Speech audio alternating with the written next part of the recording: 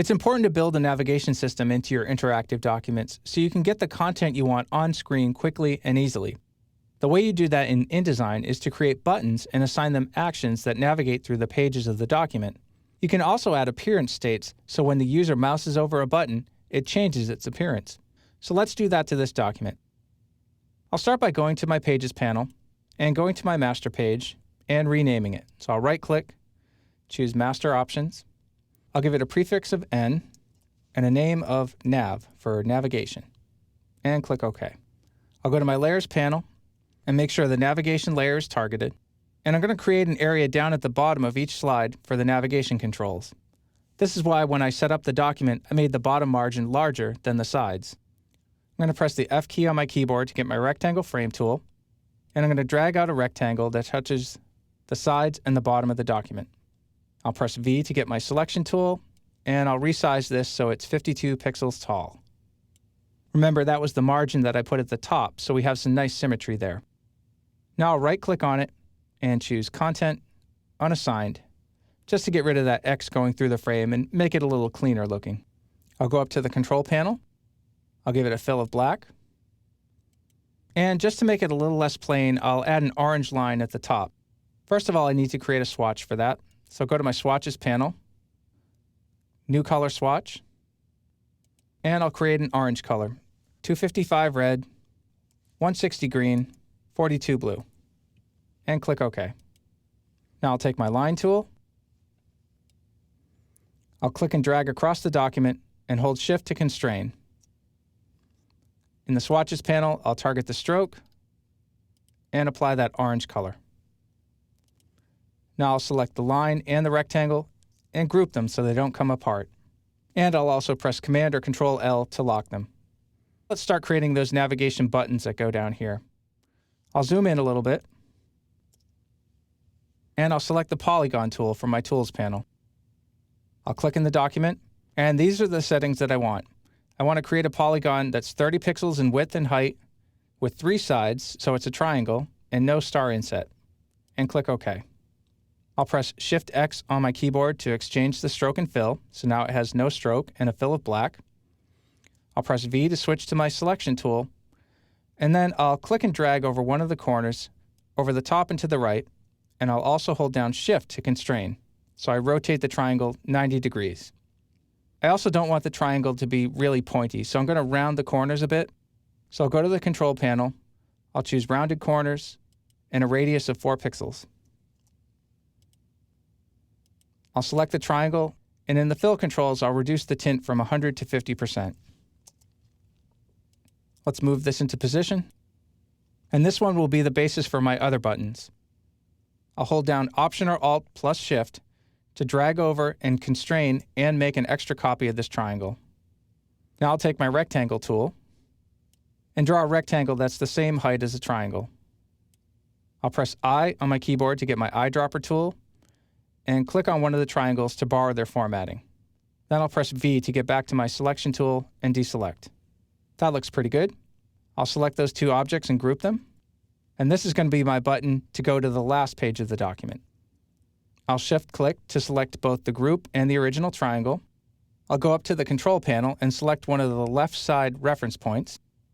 And then I'll hold Option or Alt and click on Flip Horizontal. And then slide these buttons over a little bit. And there I have 4 objects that will become my navigation buttons.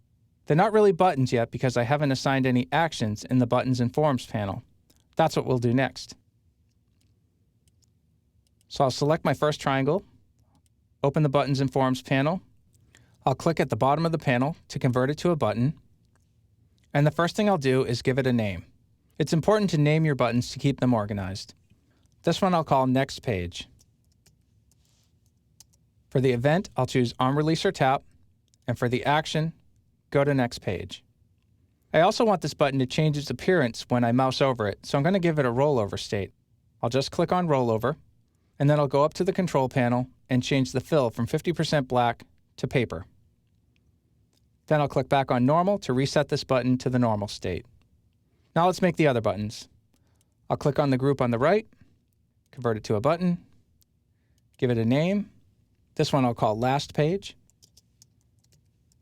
The event is on release or tap, and the action, go to last page. We'll also give it the same rollover state and reset it to the normal state. Now let's do this one. Convert it to a button, give it a name, previous page, on release or tap, go to previous page. Rollover state, filled with paper, and reset it back to normal. And the last one, this one will take a shortcut.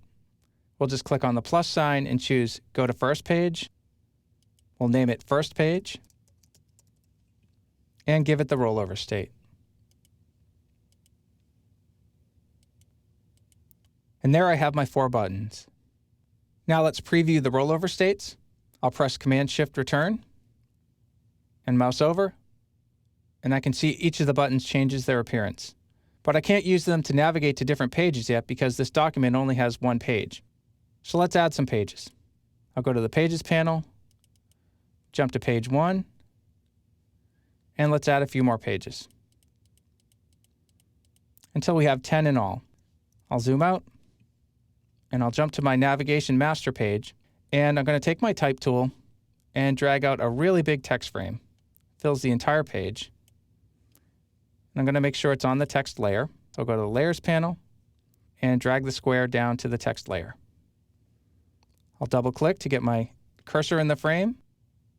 I'll right-click and choose Insert Special Character, Markers, Current Page Number. I want to make this really big, so I'll select it, and up in the Control panel, I'll make the type size 800 points, and I'll center it in the frame. I'll go back to my Pages panel, jump to the first page, and I can see the automatic page number. Now let's preview the navigation buttons. I'll press Command-Shift-Option-Return on the Mac or Control-Shift-Alt-Enter on the PC. This will preview the whole document. My rollover states are working. And now I'll navigate to the different pages. I can jump to the last page, page 10, the first page, page 1, or any page in between. I'll close the Swift Preview panel. And I want to do a little cleanup work here. I'll press V on my keyboard to get my selection tool. And because I'm on page 1, I don't actually need the go to first page or go to previous page buttons on here. They don't really do anything, so it doesn't make sense to have them here. So I want to get rid of them. I'm going to Command-Shift or Control-Shift-Click on the PC on each of these items to override them from the master page, and then press Delete to get rid of them. So now I only have the buttons to go ahead in the document. I'm also going to do the same at the end. I'll jump to page 10. And in this case, I don't need the Go to Next Page or Go to Last Page buttons. So again, I'll Command-Shift or Control-Shift-Click and delete them. Let's preview again. And now when I preview my first page, I only have the buttons that make sense here.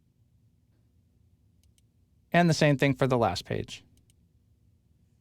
So far, we've seen the right settings to create our presentation files, how to structure them properly with layers, and how to add navigation controls with buttons. Next, we'll start actually adding the content of our presentation.